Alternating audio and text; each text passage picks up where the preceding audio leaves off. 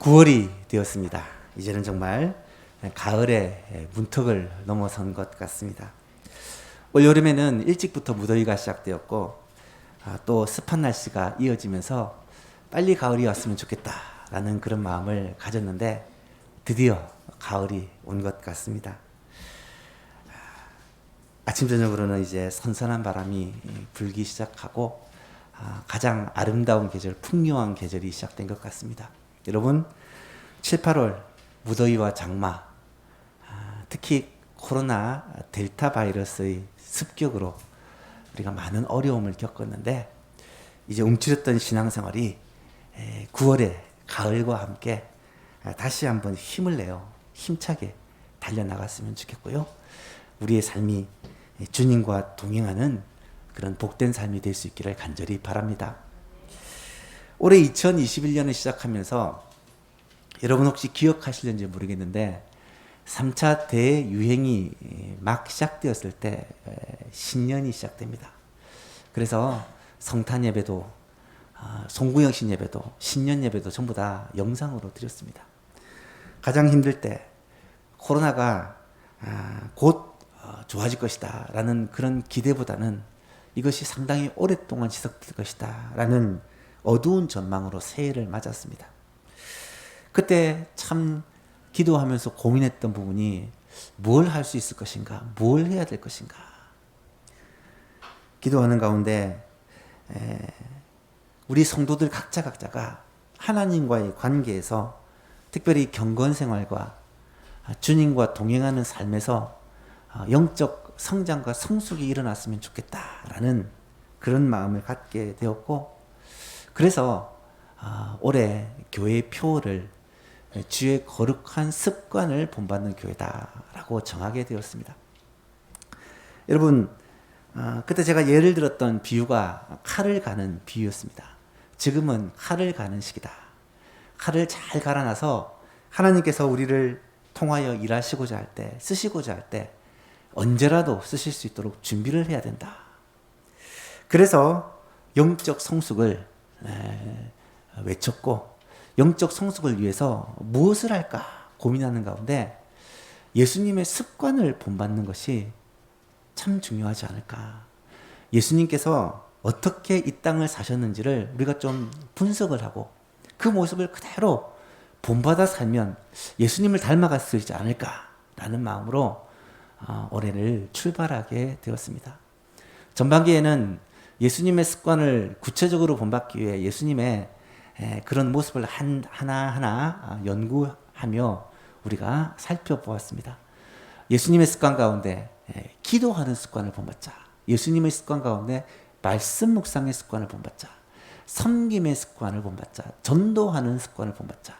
그리고 가족들을 사랑하는 예수님의 그 모습을, 또 교회를 사랑하시는 예수님의 모습을 본받자 라는 그러한 월별 주제를 정하고 하나님의 말씀을 살펴보고 함께 노력해왔죠. 그리고 7월부터는 이 하반기에 어떻게 예수님을 닮아가고 본받아갈까 고민하다 예수님의 모든 가르침 가운데 가장 정수가 담겨있는 가르침, 예수님의 그 가르침 가운데 하나님의 백성, 하나님의 자녀가 어떻게 살아야 될지를 가장 선명하게 보여주는 그 가르침, 산상보훈을 한번 살펴보자 라는 마음으로 산상보훈을 우리가 살펴보기를 시작했습니다. 이 산상보훈은 천국 백성, 하나님의 백성이 이 땅에서 어떻게 살아야 될지를 예수님이 가르쳐 주신 가르침인데요. 우리가 잘 알고 있는 모든 성경의 계명들, 율법들을 예수님의 방법으로 재해석하여 우리가 그것을 따를 수 있도록 가르쳐 주신 것입니다. 그래서 7월부터 우리는 마태복음 5장에서 7장에 나타나는 이 산상보훈을 좀 하나하나 자세히 현미경 들여보듯이 그렇게 살펴보고 이것을 우리의 삶에 적용하려고 애쓰고 있습니다. 오늘 우리가 살펴볼 말씀은 산상보훈 중에서도 가장 잘 알려진 소금과 빛에 관한 말씀입니다. 13절에 보니까 너희는 세상의 소금이니, 14절에는 너희는 세상의 빛이라 라고 말하고 있습니다. 이것도 잘 보시면 너희는 세상의 소금이 되고 세상의 빛이 되어야 한다라고 말씀하신 것이 아니라 너희는 세상의 소금이고 너희는 세상의 빛이라라고 선언하는 말씀입니다. 이것이 과연 어떤 의미일까요? 지난 2달 동안 우리가 팔복에 대해서 살펴보면서 거의 매주마다 반복해서 강조한 내용이 이 팔복의 말씀은 윤리적인 내용을 가르치는 것이 아니라 복을 선언하는 말씀이다 라고 말씀을 드렸습니다. 너희가 복되다라는 것입니다. 어떤 사람이 복되느냐? 예수 그리스도를 주로 모시고 구주로 모시고 주로 따르는 사람이 복된 자다. 세상 사람들이 볼 때는 예수님을 따르는 우리가 복된 자처럼 보이지 않지만 사실은 진짜 복 있는 자가 누구냐? 바로 우리들이다 라는 것을 강조하시는 말씀입니다. 왜 우리가 복이 있습니까? 예수님을 따르는 사람에게는.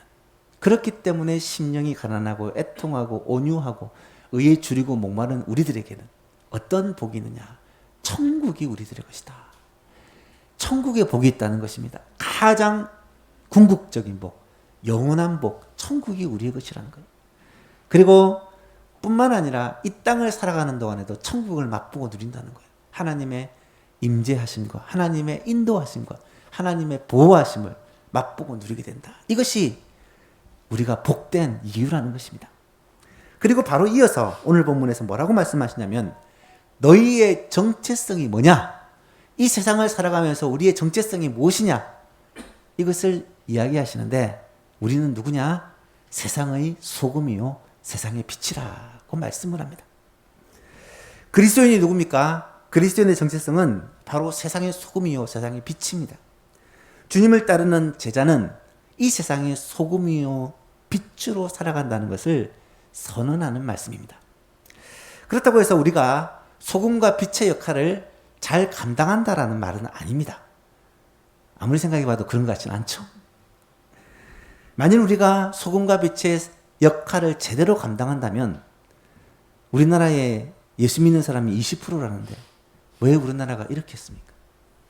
우리가 소금과 빛의 역할을 잘 감당한다면 서울에는 예수 믿는 사람은 30%래요. 그리고 지나가다 보면 눈에 보이는 게 교회입니다. 그런데 왜 서울이 이렇게 했습니까? 현실은 우리가 이 역할을 제대로 감당하고 있지 못하다라는 것을 우리는 알고 있습니다. 하지만 예수님은 말씀하시기를 우리의 정체성은 분명히 세상의 소금이고 세상의 빛이라는 거예요. 비록 우리가 맛을 잃어버려서 소금의 역할을 제대로 감당하지 못하고 있고 비록 우리가 꺼져가는 등불이 되어서 세상을 밝히는 역할을 잘 감당하지 못하고 있지만 그럼에도 불구하고 우리의 정체성은 세상의 소금이고 빛이라는 것을 예수님께서 힘주어 말하고 있습니다. 여기서 예수님의 말씀에 어떤 느낌이 드냐면 개인적으로 안타까운 마음과 응원의 메시지가 포함되었다고 생각을 합니다. 보십시오. 오늘 본문을 다시 한번 제가 읽어드리겠습니다. 너희는 세상의 소금이니 소금이 만일 그 맛을 잃으면 무엇으로 짜게 하리요? 후에는 아무 쓸데없어 다만 밖에 버려져 사람에게 밟힐 뿐이니라. 너희는 세상의 빛이라. 산 위에 있는 동네가 숨겨지지 못할 것이요 사람이 등불을 켜서 말 아래 두지 않냐고 등경 위에 두나니 이러므로 집안 모든 사람에게 비치느니라.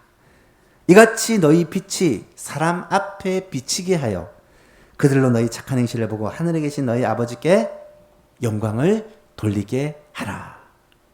여러분 이 말씀에서 예수님은 안타까운 마음과 응원의 메시지가 느껴지십니까? 예수님은 지금 우리를 향해서 응원하시는 거예요. 너희는 세상의 소금이요 빛이다.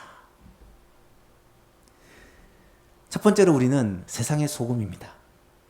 소금이란 말은 맛을 내는 그런 자라는 거예요. 이 부분을 가지고 사람들은 다양한 해석을 덧붙이기도 합니다. 예를 들면 소금은 썩는 것을 방지하는 방부제 역할을 하기 때문에 세상의 부패를 막는 역할을 하는 것이 성도다. 또 어떤 사람은 흰색 소금은 순결을 상징한다. 따라서 성도는 이 세상에서 순결을 지키는 자다. 또 어떤 사람은 소금은 변하지 않는 특성을 가진 귀한 것이다. 이 당시 화폐로 사용됐다 할 정도로 귀한 것이다. 성도는 그런 귀한 존재다. 뭐 이렇게 해석하시는 분도 있습니다. 다 은혜스러운 해석이지만 예수님이 지금 말씀하시는 것은 그런 것들이 아닙니다. 예수님은 분명히 소금의 맛을 내는 기능을 얘기하면서 너희는 세상의 소금이다 라고 이야기하고 있는 거예요. 여러분, 너희는 세상의 소금이니 소금이 만일 그 맛을 잃으면 무엇으로 짜게 하리요? 후에는 아무 쓸데없어 밖에 버려져 사람에게 밟힐 뿐이다. 소금은 짠맛을 내는 그러한 물질입니다. 원소기호라면 NaCl, 나트륨과 염소의 이 혼합물인 염화나트륨이라는 그러한 물질이죠.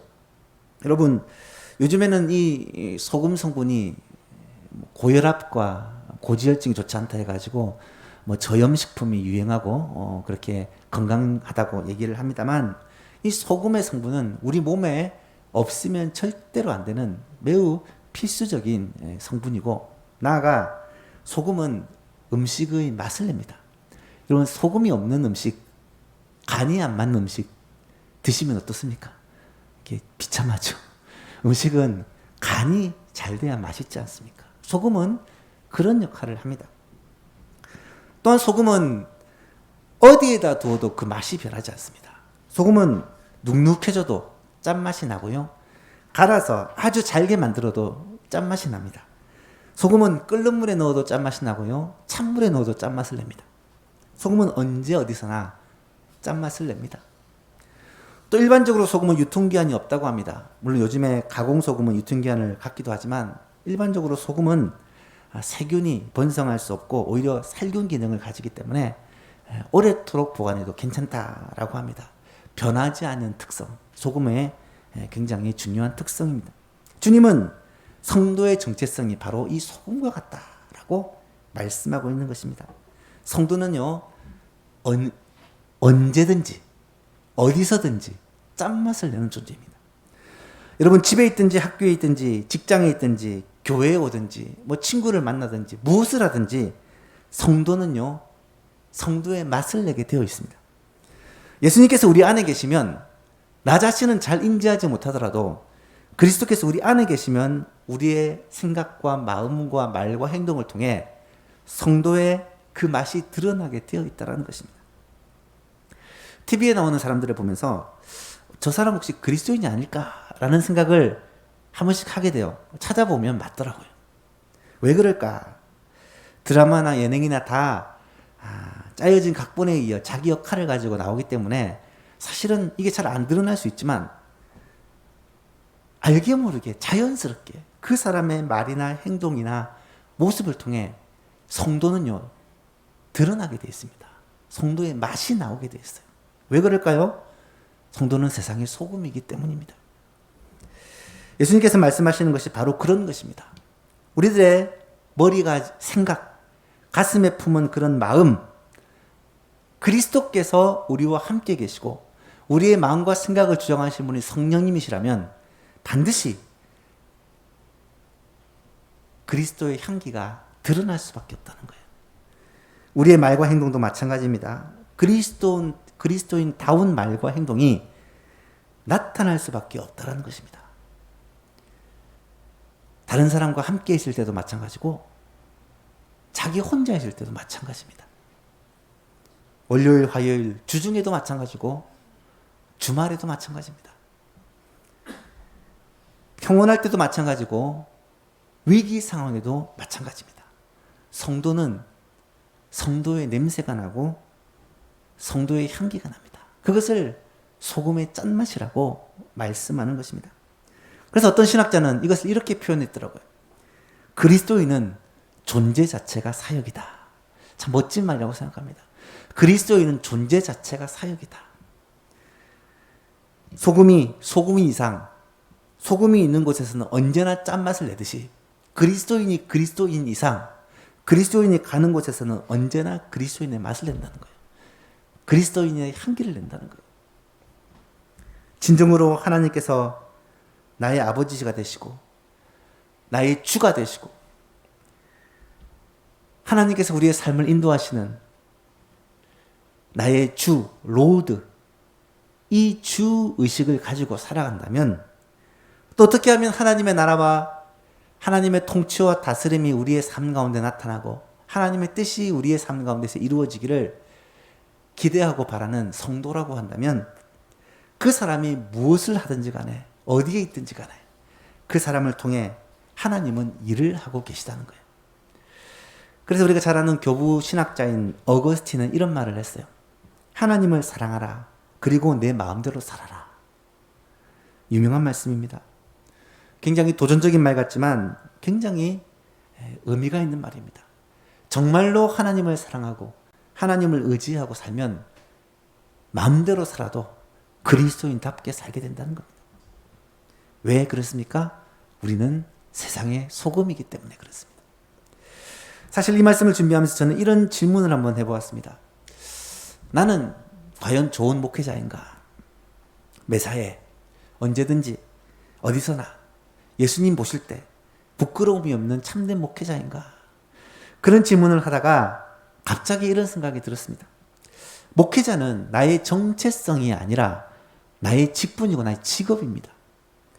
다시 말하면 내가 교회에서 일하고 말씀을 붙잡고 일하고 성도들을 대상으로 일하기 때문에 목회자인 거예요. 나의 정체성, 나의 진짜 사명은 뭐냐? 그리스도인이라는 것입니다. 성도라는 것입니다. 예수 그리스도께서 내 안에 계시고 나의 삶의 주인이 되시는 이 그리스도인이 나의 진정한 정체성이라는 거예요. 그래서 저는 그런 생각을 자주 해요. 내가 나중에 죽을 때 요즘에는 이제 낙고를 한다든지 그렇게 하면 패를 붙이잖아요. 거기에 목사 박일천 대신에 성도 박일천을 쓰고 싶다. 목사는 나의 직업이고 직분이고 나의 정체성은 성도가 아닌가? 예수 믿는 사람이 아닌가? 여러분은 정말로 예수 믿는 성도이십니까? 여러분은 정말로 그리스도인이십니까? 나는 참된 그리스도인인가? 이것을 날마다 여러분한테 스스로 한번 물어보시기를 바랍니다. 그것이 우리의 정체성입니다. 내가 성도이기 때문에 성도다움, 내가 소금이기 때문에 짠맛을 내는 것처럼 내가 그리스도인이기 때문에 그리스도인의 향기를 내는 것은 너무나도 당연하고 자연스러운 것이다라는 거예요. 예수님은 지금 이것을 말씀하고 있습니다. 그런데 예수님이 이어서 경고의 말씀을 하십니다.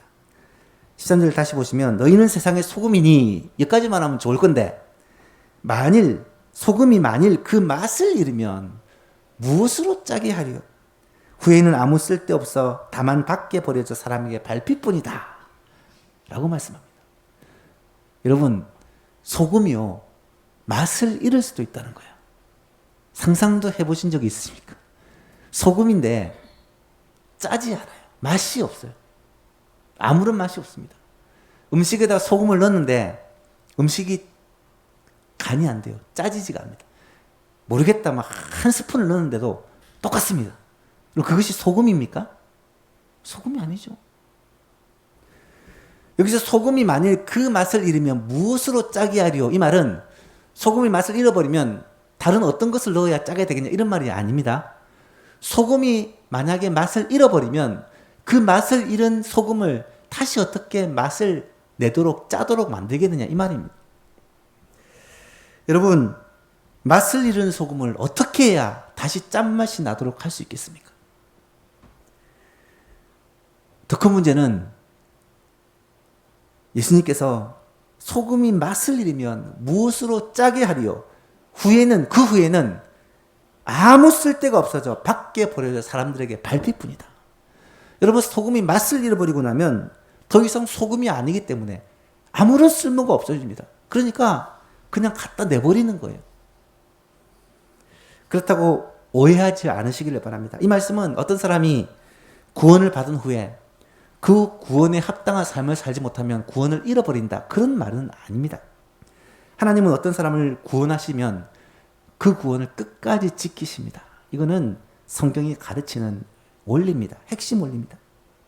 그렇다면 맛을 잃은 소금은 과연 무엇을 의미할까? 여러분 한번 상상을 해보시기 바랍니다. 소금이 있어요. 소금의 그 결정과 모양은 소금입니다. 그런데 맛이 없어요. 아무런 맛이 안 나요. 그렇다면 그것은 무엇이겠습니까? 소금이 아니잖아요. 그냥 자갈이나 모래나 똑같은 거잖아요.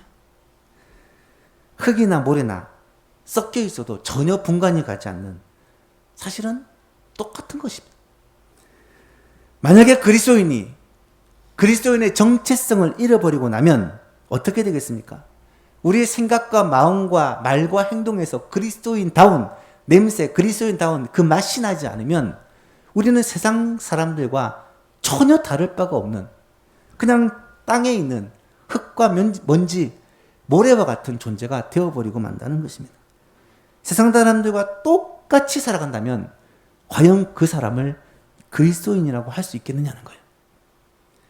짠맛을 내지 못하는 소금이 아무런 역할이 없어 그냥 내버리는 것처럼, 그리스도인이 그 정체성을 찾지 못하면, 상실해버리면 그 어떤 사명도 감당할 수 없는 무용지물이 되고 만다는 말입니다. 사랑하는 성도 여러분, 여러분은 지금 짠맛을 내고 계십니까? 여러분의 속한 세상에서, 여러분의 가정에서, 여러분의 직장에서, 여러분이 만나는 사람 사이에서, 여러분이 일하는 그곳에서 여러분은 그리스도인의 맛을 내고 그리스도인의 향기를 바라고 있습니까? 오늘 이 말씀을 꼭 기억했으면 좋겠습니다. 한번 따라 볼까요? 참된 그리스도인은 존재 자체가 사역입니다. 진짜 그리스도인이라면 내가 있는 것 자체가 하나님이 일하시는 거예요. 그리스도인의 맛이 나기 때문에, 그리스도인의 향기가 나기 때문에. 그리스도인으로서 너무 많은 일을 하시려 하지 말고, 내가 진짜 그리스도인가, 나의 정체성을 깨닫고, 내 삶의 주인이 예수님인가, 내 삶의 주가 성령님인가, 내 삶을 인도하시는 분이 하나님이신가, 이것을 날마다 점검하며 살아가는 예수만교회 성도님들이 될 수 있기를 주님의 이름으로 축복합니다. 세상의 소금이란 말은 내가 그리스도인이라면 그리스도인의 맛을 내는 거예요. 두 번째로, 우리는 세상의 빛이다 라고 주님이 말씀하십니다. 너희는 세상의 빛이라 라고 말씀하시는데요, 이 빛은 말 그대로 세상을 밝히는 빛입니다. 도무지 숨길 수 없는 것이 빛이죠. 세상이 어두울수록 빛은 더 밝게 빛납니다. 제가 가끔 집사람과 함께 한강에 운동을 하러 가는데, 얼마 전에 갑자기 하늘에 밝은 빛이 있는 거예요. 그래서 저 별이 정말 반짝인다, 집사람이 그러더라고요. 제가 아무리 봐도 별이 아닌 거예요. 너무 밝아서. 저건 별이 아닌 것 같다, 비행기 같다, 뭐 다른 인공위성인 것 같다 그랬는데, 다음 날에도 그 자리에 그대로 있고, 또 다음에도 또 있더라고요. 별이구나 깨닫게 되었습니다. 여러분, 별이 하늘에 있는데요, 제가 서울 와서 별을 거의 못 봤어요. 별이 있다는 걸 몰랐어요. 그런데 어느 날 보니까 별이 있더라고요. 그래서 유심히 하늘을 봤더니 별이 한 개만 있는 게 아니고 별이 수십 개가 보이더라고요. 물론 잘 봐야 보입니다. 요즘에는 이 환경이 문제가 있어가지고 미세먼지에 또 이렇게 도시의 이 밝은 불빛 때문에 별이 잘 안 보여요. 하지만 그 별이 분명히 하늘에 빛나고 있더라고요. 어두울수록 그 별은 더 빛을 발합니다. 시골에 가면 아시겠지만 하늘이 별로 완전히 뒤덮여 있어요. 새카만 하늘이 밝게 빛나는 별들로 찬란하게 빛납니다. 여러분, 한글 성경에서는 너희는 세상의 소금이다, 세상의 빛이다 라는 말이 똑같이 세상의 소금, 세상의 빛으로 이렇게 번역됐지만, 원어를 찾아보니까 이 세상의 소금이라는 말은 이 세상이 땅, 이게 개라는 이 땅을 말하는데요, 이 땅의 이격인 게스라고 되어 있더라고요. 땅의 소금이다 라고 되어 있고, 이 땅, 세상이라는 건 우리가 이렇게 발붙이고 살아가는 이 땅, 지구를 말하는 것이고요. 세상의 빛이다라고 할 때는 이 빛이 이 세상의, 이것이 코스모스, 우리 잘 아는 그 우주를 가리키는 코스모스를 쓰더라고요. 그래서 뭐 이격으로 코스모라고 되어 있더라고요. 온 우주의 빛이다 라고 그렇게 기록이 되어 있습니다. 여러분, 우리는 이 땅의 소금인과 동시에 온 우주의 빛이라는 거예요. 그래서 이 순서가 중요합니다. 어떤 사람들은 이 빛과 소금, 이게 이제 발음이 편하니까 그렇게 사용합니다만, 성경의 순서는 항상 소금과 빛입니다. 교회 이름도 보니까 뭐 소금과 빛 교회도 있고 빛과 소금 교회도 있고 뭐가 더 많더라고요. 빛과 소금이 더 많죠. 한자로 하니까 광염 교회도 있고 영광 교회도 있고 다 있더라고요. 근데 순서는 항상 소금과 빛입니다. 우리는 세상의 소금이고 또한 세상의 빛이에요. 소금은 땅에 녹아져 들어가서 맛을 내는 소금입니다. 세상 속에 녹아져 들어가서 세상 속에서 우리의 맛을 내는 것이 소금이라면 빛은 세상에 녹아져 들어가는 것이 아니라 세상 밖에서 어쩌면 우주에서 밝게 비치는 그러한 빛이라고 말할 수가 있습니다. 하늘에 보시면 태양이 밝게 빛나고 밤에는 달이 빛나고 또 별들이 빛나는 것처럼 세상 속에 녹아 들어가는 것이 아니라 오히려 세상 밖에서 세상을 밝게 비추는 세상을 향해 밝은 빛과 영광을 드러내는 그런 역할을 하는 것이 성도라는 거예요. 그래서 예수님은 빛에 대해서 부가 설명을 하십니다. 14절 이하를 보니까 너희는 세상의 빛이라. 산 위에 있는 동네가 숨겨지지 못할 것이요 사람이 등불을 켜서 말 아래 두지 아니하고 등경 위에 두나니. 무슨 의미인지 알겠죠? 산 위에 있는 동네가 어떻게 딱 보입니까? 빛을 비치니까 보이는 거예요. 불을 딱 비치니까 산에 동네가 있다는 걸 알아요. 부산에는 워낙 산에 동네가 많아가지고 산마다 다 이렇게 집이 많은데 서울에는 그런 데가 없는 줄 알았는데 얼마 전에 마포에 가니까 산에 다 집들이더라고요. 집에 그렇게 빛나는 곳을 사람이 살고 있구나라는 걸 아는 것처럼 산 위에 있는 동네가 빛 때문에 표가 나는 거예요.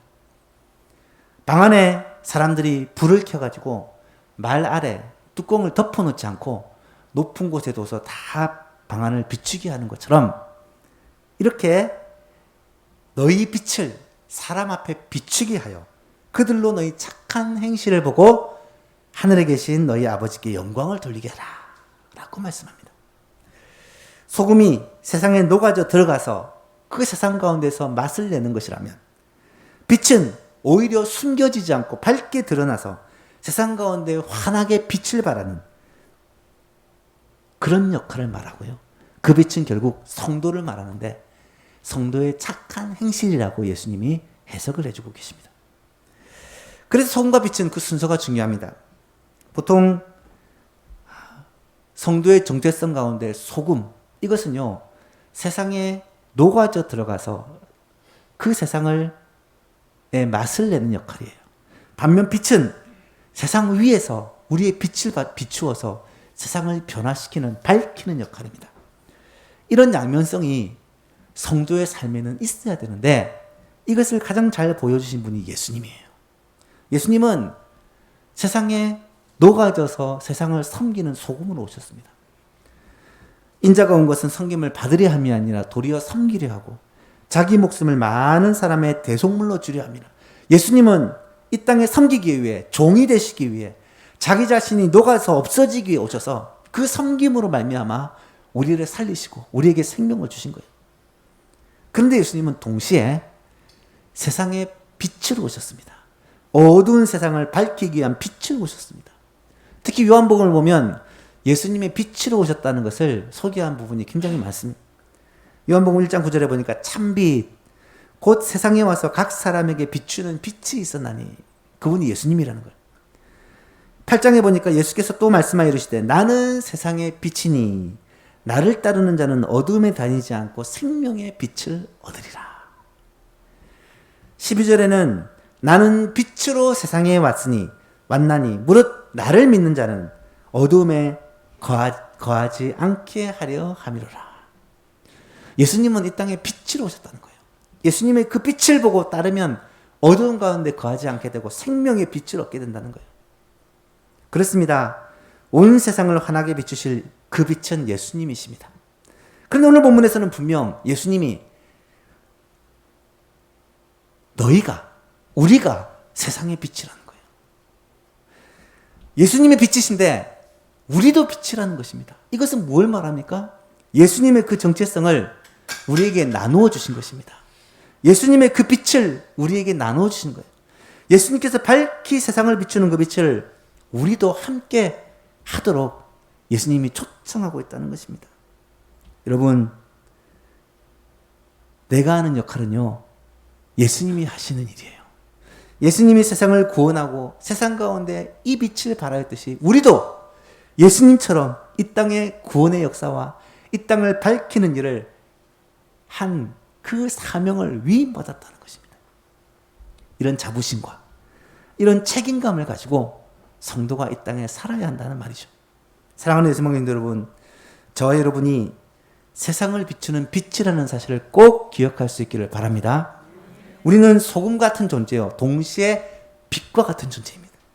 세상에 녹아져서 그리스도의 맛을 내는 소금이 되어야 되고, 동시에 세상을 밝게 비추는 그리스도의 영광을 드러내며 복음의 광채를 드러내는 그러한 빛과 같은 존재가 되어야 한다는 거예요. 16절에 이같이 너희 빛이 사람 앞에 비치게 하여 그들로 너희 착한 행실을 보고 하늘에 계신 너희 아버지께 영광을 돌리게 하라. 여러분, 우리가 그리스도인답게 살아야 될 이유가 바로 여기에 있습니다. 우리가 만약에 빛을 비추지 않으면 세상 사람들이 어디서 빛을 보겠습니까? 우리가 이 빛을 발하지 않으면 사람들이 어디서 빛을 발견하고 예수님께로 나오겠습니까? 우리가 그 역할을 해야 된다는 거예요. 주님은 너희는 세상의 빛이라 라고 분명히 말씀해 주셨습니다. 우리의 정체성이 빛이라는 것입니다. 우리가 세상의 빛이라면 우리는 세상 가운데 반드시 드러나게 되어 있습니다. 내가 빛이기 때문에 내가 그리스도인, 내가 예수 믿는 사람이라는 것을 사람들이 모를 수가 없어요. 우리의 말과 행동과 우리의 삶을 통해, 착한 행실을 통해 내가 그리스도인이라는 것을 자연스럽게 사람들이 알 수밖에 없다는 거예요. 그렇다면 과연 빛으로 살아간다, 세상의 빛의 역할을 감당하는 것이 구체적으로 무슨 뜻일까? 제가 여러 군데를 찾아봤는데 고 오카노 목사님이 쓰신 책에서 이 부분을 다음과 같이 해석을 했더라고요. 세 가지를 말하는데, 그리스도인은 도덕적으로 세상 사람들보다 위에 있어야 된다. 특별히 정직성에 있어서는 세상 사람들에게 빛이 되어야 된다라고 적용을 하셨습니다. 두 번째는 그리스도인은 복음을 담대하게 전함으로 말미암아 빛이 되어야 된다. 왜냐하면 세상을 살리는 유일한 길은 복음밖에 없기 때문에 그 빛을 발해야 된다라고 말씀하시고, 세 번째는 그리스도인은 이 자연과 환경을 지키는 일에 앞장서야 된다라고 구체적으로 적용을 하더라고요. 환경을 보호하는 것, 이거는 하나님께서 아담에게 명령하신 명령이고 우리 성도들에게 맡긴 사명이라는 거예요. 이 땅이 점점 환경 오염과 대기 오염, 수질 오염 때문에 죽어가는데 그 일에, 아름다운 이 땅을 보존하는 일에 성도가 앞장서야 된다라고 적용을 했습니다. 참 유익한 적용이라고 생각합니다. 분명한 것은 우리가 착한 행실을 통해 빛된 삶을, 빛을 비추는 삶을 살아야 그것이 성도의 정체성이라는 거예요. 사랑하는 예수망신 여러분, 이번 한 주를 살아갈 때 여러분이 세상 속에 숨어 살지 마시고 여러분의 착한 행실을 통해, 복음의 빛을 통해 여러분의 그 도덕성과 여러분의 그 하나님의 말씀을 순종하는 열정을 통해 빛을 드러내며 사는 예수만 가족들이 될 수 있기를 간절히 바랍니다. 말씀을 맺습니다. 오늘은 우리 성도들의 두 가지 정체성에 대해서 살펴보았습니다. 첫 번째는 우리가 세상의 소금이라는 것입니다. 두 번째는 우리가 세상의 빛이라는 것입니다.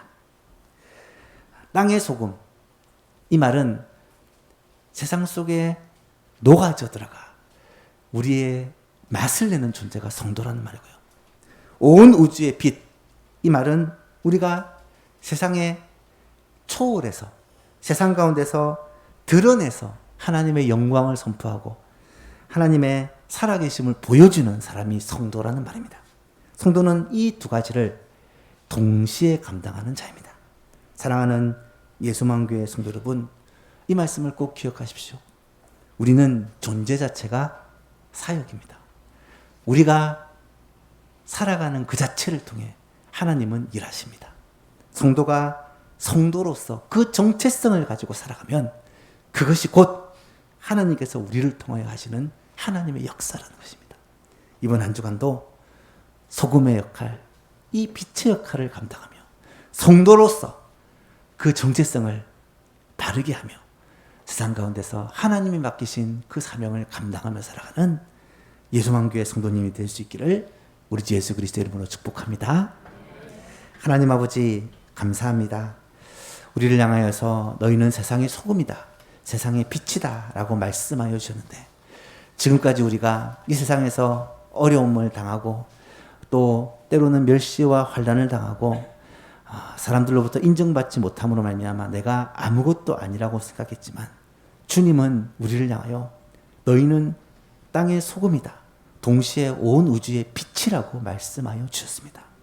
우리가 어떤 존재인지를 깨닫게 하여 주시고 그 존재에 합당한 삶을 살아갈 수 있도록 주께서 은혜를 베풀어 주옵소서.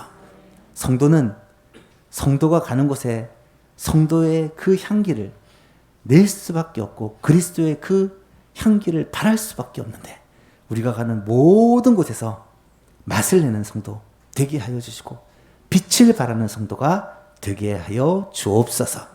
그러므로 말미암아 우리를 통하여 많은 사람들이 예수님을 보고 하나님의 영광을 보는 놀라운 역사가 일어날 수 있도록 우리 성도들을 꼭 붙들어 주옵소서.